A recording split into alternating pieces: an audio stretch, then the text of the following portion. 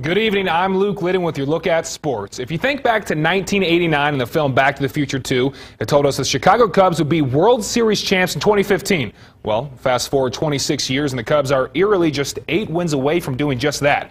Now that's weird, you can't deny that. But the Cubs got to get through the Mets first to make that happen.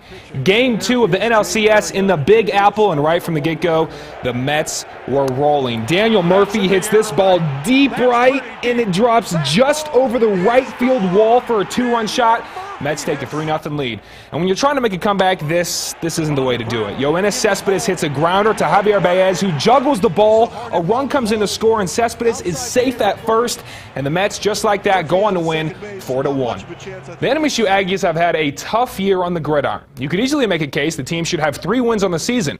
But when it comes to reality, it's the other way around. A win against Georgia Southern, though, could keep bowl games hope alive, rather. But there is a reason Georgia Southern sits atop the Sun Belt Conference. In the middle of the first, Georgia Southern's Wesley Fields gets the handoff for 19 yards into the end zone. They take the 7-0 lead.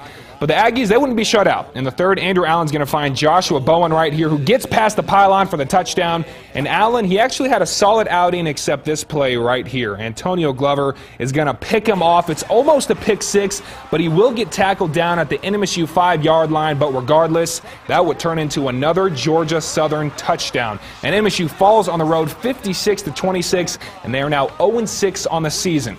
So when we take a look back at the quarterback play, Allen, he wasn't the issue. He went 20 for 37 and had a career-high 253 passing yards. He also threw for 3 touchdowns, along with that 1 interception you just saw.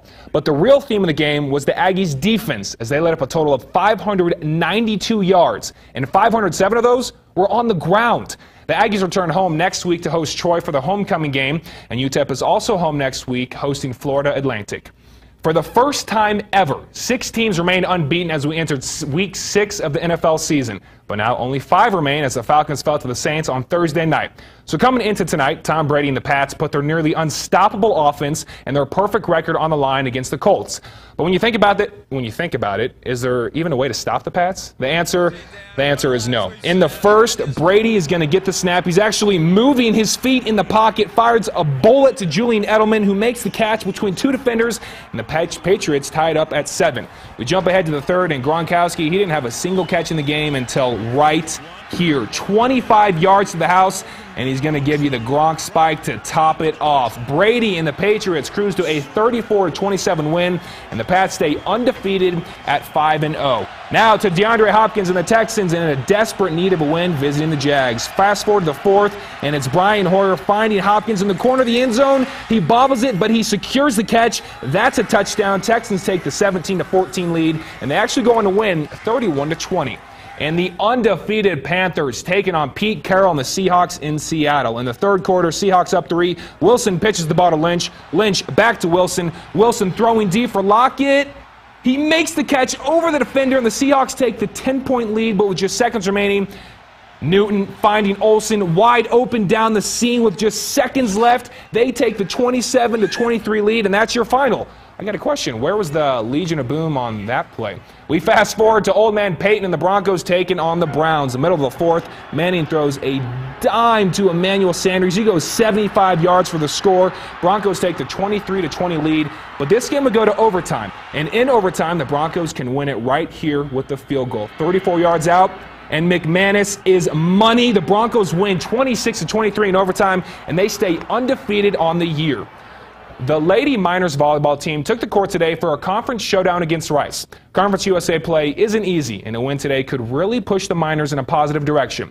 And Pater Pete, he was doing his thing on the dance floor, and I thought I could move. He's on a whole nother level. Look at that. Look how low he got. Anyways, on the third set, UTEP serving, and after a short volley right here, it's Talia Jones with the soft touch right over the net, and that cuts the gap 15-11.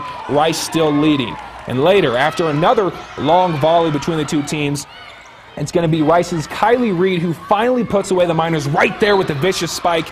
The Miners fall in 3 straight sets, and they drop to 7-15 on the season. And for NMSU, they won yesterday against Seattle U in 5 sets. UTEP and NMSU are set to play this Tuesday at 7 p.m.